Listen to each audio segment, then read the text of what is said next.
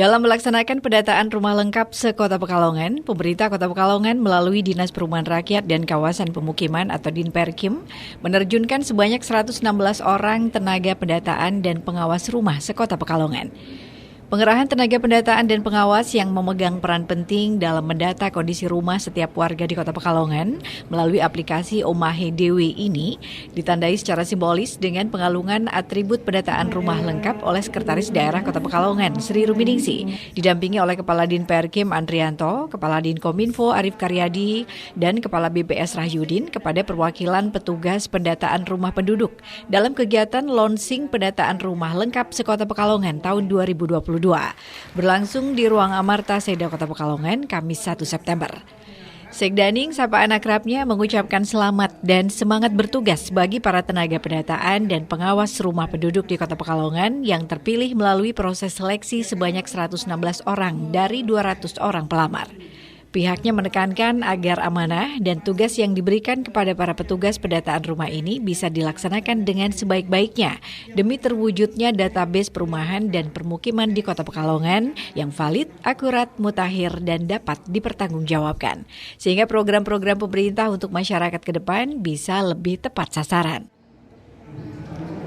Para pesan untuk para petugasnya, tentunya mereka kan dipilih tidak hanya daftar tapi yang daftar banyak juga diseleksi.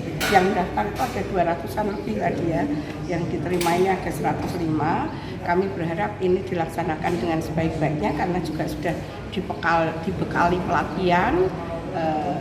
Mudah-mudahan hasilnya juga akan baik, bisa selesai tepat waktu. Harapannya makin banyak yang bisa yang disajikan oleh para petugas ini untuk respondennya, ini akan makin baik, makin datanya akan harapannya bisa selesai semua lah.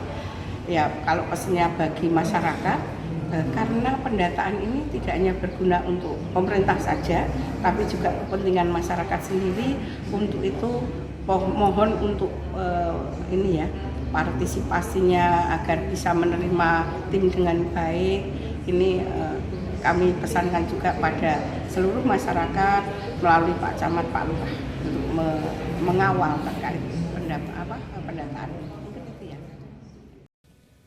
Sementara itu, Kepala Dinperkim Kota Pekalongan, Andrianto, menerangkan para petugas pendataan dan pengawas rumah lengkap se-Kota Pekalongan ini akan diterjunkan selama 24 hari kalender atau per 1 hingga 24 September, di mana petugas akan diploting untuk mengunjungi satu persatu secara menyeluruh rumah warga di 27 kelurahan yang ada di Kota Pekalongan dalam mendata kondisi rumah warga.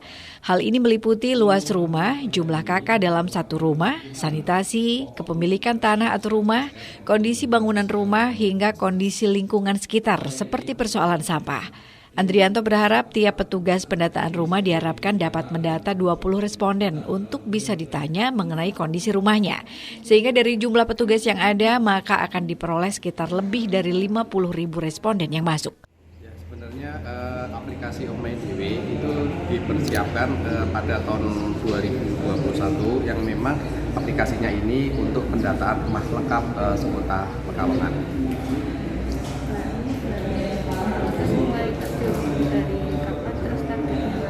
Ya, ini petugas ini sesuai dengan launching ini, dia mulai bekerja per hari ini, hari Kamis tanggal 1 September tahun 2022 dengan jangka waktu pelaksana selama 24 hari kalender.